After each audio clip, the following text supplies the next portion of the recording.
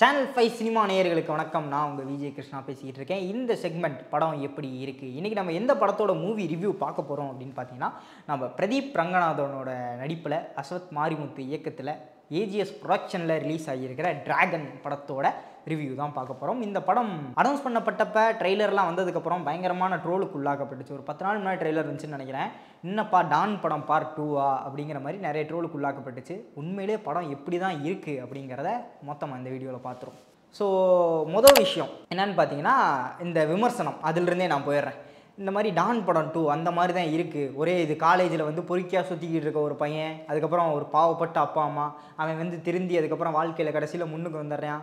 அந்த சீனே கிடையாதுங்க அப்படின்னு சொல்லிட்டு வேற ஒரு இது டோட்டலாக அந்த அப்பா அம்மா சென்டிமெண்ட்டுக்கான கதையே கிடையாது. அது ஒரு செக்மெண்ட்டாக வருது இந்த கதையில், அவ்வளோதானே தவிர படம் ஃபுல்லுமே நமக்கு ஹீரோ ஃபோக்கஸ்டாக தான் இருக்குது. முழுக்க முழுக்க அந்த பிரதீப் ரங்கநாதனோட டிராகன் அப்படிங்கிற அந்த கேரக்டரோட ஒரு போராட்டமாக தான் போய்கிட்டு இருக்கு.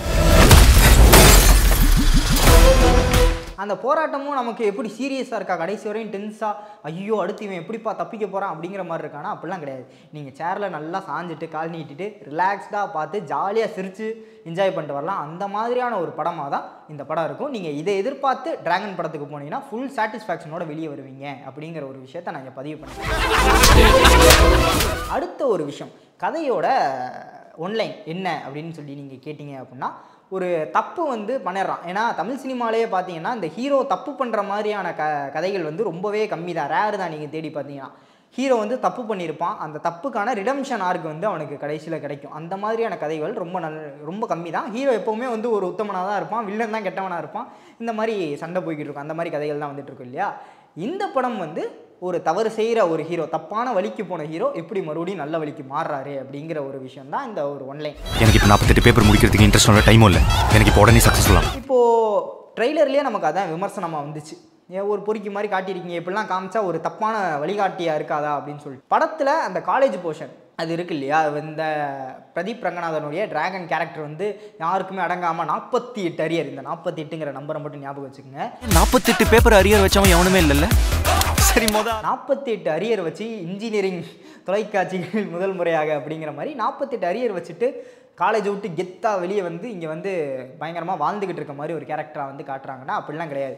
அந்த இன்ஜினியரிங் காலேஜ் போர்ஷன் வந்து ஃபஸ்ட்டு ஒரு 10 மினிட்ஸ் ஸ்டோரி செட் பண்ணுறாங்க, என்ன நடந்துச்சுங்கிற மாதிரி கிட்டத்தட்ட ஒரு ஃப்ளாஷ்பேக் ஈவெண்ட் மாதிரி தான் வச்சுக்கோங்களேன். அதுக்கப்புறம் ஃபுல்லாக என்ன மாதிரியான ஒரு ஸ்ட்ரகிள்ஸ், அப்படி ஒரு பொய் சொல்லி இந்த மாதிரி பண்ணதுக்காக அந்த கேரக்டர் வந்து என்னென்ன அடியெல்லாம் வாங்குது. அதுக்கப்புறம் ஒரு செகண்ட் சான்ஸ், ஏன்னா இதுக்கு முன்னாடி நம்ம அஸ்வத் மாரிமுத்தோட ஓமை கடவுளை படம் பார்த்துருந்தோம். அதில் ஒரு ஃபேண்டசிக்கலாக ஒரு செகண்ட் சான்ஸுங்கிற ஒரு கோல்டு டிக்கெட் வந்து அவர் கையில் கிடச்சிருக்கும்.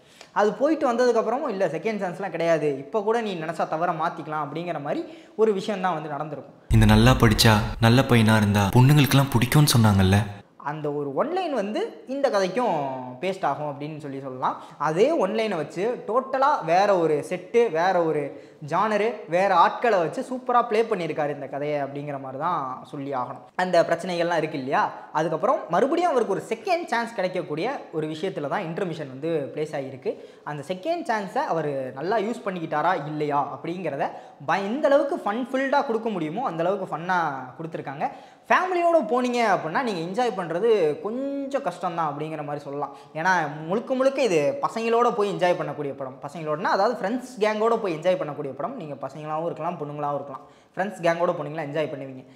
பேரண்ட்ஸோடு போனீங்கன்னா ஒரு சில சீனுக்கெலாம் சிரிக்க முடியாமல் இருக்கும். சிரிச்சா கண்டுபிடிச்சிருவாங்களே வீட்டில் அப்படிங்கிற மாதிரி காட்சிகள்லாம் இருக்கும். ஸோ நீங்கள் ஃப்ரெண்ட்ஸ் கேங்கோடு போனீங்கன்னா பயங்கர ஃபன்னாக ஜாலியாக வந்து என்ஜாய் பண்ணிட்டு வரலாம். அடுத்த விஷயம் என்ன அப்படின்னு பார்த்தீங்க அப்படின்னா, அந்த கேரக்டர்ஸ், எல்லா கேரக்டர்ஸுமே. ஏன்னா இப்போது விஜய் சித்து வந்து இருந்தார், அவரை வந்து ஸ்கூல் போர்ஷன் ஒன்றில் வந்து காட்டியிருக்காங்க. என்னடா இவர் எப்படா நம்ம ஸ்கூல் போர்ஷனில் பார்க்க முடியும், ஸ்கூல் பையனாக எப்படா இமேஜின் பண்ண முடியும். பிரதீப் கூட க்ளீன் ஷேவ் பண்ணிட்டு வந்தாருன்னா சரி 12th பையன் மாதிரி இருக்கார் ஒத்துக்கலாம் அப்படின்னு சொல்லிட்டு. ஆனால் அப்படி கிடையாது, அவர் உடம்பு குறைச்சிருக்காருன்னு தான் நினைக்கிறேன். அந்த கேரக்டர் பார்க்கும்போது உண்மையிலே ஓகே 12வது படிக்கிற இந்த மாதிரி ஒரு பையன் அப்படின்னு ஒரு கொஞ்சம் சீன் தான் வராரு. அந்த சீனில் அது கன்வின்சபிளாக இருக்குது. அதுக்கப்புறம் இன்னும் நிறைய கேரக்டர் இருக்கார். ஹர்ஷத் கான் ஒரு ரோல் வந்து ப்ளே பண்ணியிருக்காரு.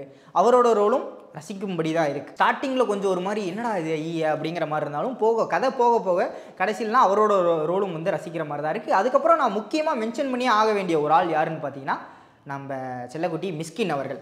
கூட உங்களை மதிக்காது. இப்போது அவரோட ரோல் பார்க்கும்போது டான் மறுபடியும் அந்த டான் படத்தில் எஸ்ஜே சூர்யா அவர்களோட ரோல் மாதிரி தான் இருந்துச்சு. ஆனால் அதில் வந்து கடைசியில் தான் சொல்கிறது தான் செஞ்சுருவாங்களா அப்படிங்கிற மாதிரி அந்த கேரக்டர் வந்து நல்லவராக மாற்றிருப்பார். கடைசி வரை ஆன்டகனிஸ்டாக வந்து இதில் வந்து மிஸ்கின் ஐயா வந்து ஆன்டகனிஸ்ட்லாம் இல்லை. ஒரு வாத்தியார், ஒரு பிரின்சிபலாக இருக்கக்கூடிய நபர் ஸ்டூடெண்ட்டுக்கு என்ன பண்ணுவார் அப்படியோ அதை அந்த மனுஷன் பண்ணுறாரு, அவ்வளோதான். மற்றபடி அந்த கேரக்டராகவே வந்து வாழ்ந்துருக்கார் அப்படிங்கிற மாதிரி சொல்லலாம். அவரை பார்க்கும்போது ஓவர் ஆக்டிங் மாதிரியும் ஃபீல் ஆகலை, நமக்கு மிஷ்கினாவும் ஃபீல் ஆகலை. அந்த கேரக்டராக தான் தெரியும், அந்த பிரின்சிபல் கேரக்டராக தான் தெரிறாரு. அது செட் ஆகியிருக்கு. வேறு யாராவது போட்டிருந்தாலும் கரெக்டாக தான் இருந்திருக்கும். இந்த ரோலுக்கு மிஷ்கின் தான் அப்படிங்கிறது தெரில, ஆனால் அவர் பண்ணும்போது இன்னும் நல்லா இருக்குது அப்படிங்கிற மாதிரி தோணுச்சு. அதுக்கப்புறம் சாங்ஸு ஃபுல் அண்ட் ஃபுல் அந்த என்ஜாய் மோட்லேயே தான் படம் இருக்குது இல்லையா, அதுக்கேற்ற மாதிரி எல்லா சாங்குமே வந்து அந்த என்ஜாய் பண்ணுற மோடில் தான் வருது. எனக்கு தெரிஞ்சு படத்தில் ஒட்டாத ஒரு சாங் அப்படின்னு சொல்லி பார்த்தீங்க அப்படின்னா ஃபஸ்ட்டு எஸ்டிஆர் பாடின ஒரு பிரேக்கப் சாங் வந்து ஃபஸ்ட்டாக வந்துச்சு. அது மட்டும் கொஞ்சம் அப்போ தான் மூவி ஸ்டார்ட் ஆகி போயிட்டு இருக்கும்போதே உடனே ஒரு சாங்கும்போது எனக்கு டக்குன்னு படத்தை விட்டு வெளியே வந்த மாதிரி இருந்துச்சு. அந்த சாங்கோட பிளேஸ்மெண்ட்டும் இருந்தாலும் அது எதுக்கு வச்சுருக்காங்க அப்படின்னா இவங்க 2 பேரும் எப்படி எவ்வளோ ட்ரூவாக லவ் பண்ணியிருக்காங்க அப்படிங்கிறத காட்டுறதுக்காக அந்த சாங் வந்து ப்ளேஸ் பண்ணப்பட்டிருக்கு. இன்னும் கொஞ்சம் தள்ளி போயிருந்தால் நம்மளால் கரெக்டாக கன்வின்ஸ் ஆகிருக்குமோ அப்படிங்கிற மாதிரி தோணுது. டக்குனே படத்தை விட்டு வெளியே வந்துட்ட மாதிரி எனக்கு ஒரு ஃபீல் ஆச்சு. இது மட்டும் ஒரு சின்ன மைனஸாக எனக்கு பட்டுச்சு. இன்னொரு மைனஸ் என்ன அப்படிங்கிற மாதிரி பார்த்தீங்கன்னா, படத்தில் ரொம்ப லாஜிக்கலாக யோசிச்சிங்க அப்படின்னா படத்தோட என்ஜாய்மெண்ட் வந்து உங்களுக்கு லைட்டாக கம்மியாகும். அங்கங்கே கேள்விகள் நிறைய வரும்.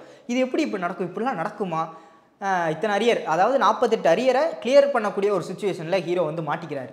அது இப்படிலாம் வந்து நடக்குமா, மறுபடியும் காலேஜுக்குள்ளே போய் கிளியர் பண்ணலாம் விடுவாங்களா, இப்படி ஒருத்தனுக்கு இந்த மாதிரி ஒரு வேலை கிடைக்குமா அப்படிங்கிற மாதிரி நிறைய லாஜிக்கல் கேள்விகள்லாம் வரும். அந்த லாஜிக் விஷயத்தெல்லாம் கொஞ்சம் தள்ளி வச்சுட்டு full and full enjoy mode, celebration மோடில் போனீங்க அப்படின்னா இந்த படம் உங்களுக்கு ரொம்பவே சூப்பராக ஒர்க் ஆகும் அப்படிங்கிற ஒரு கருத்தையும் நான் இங்கே பதிவு பண்ணிக்கிறேன்.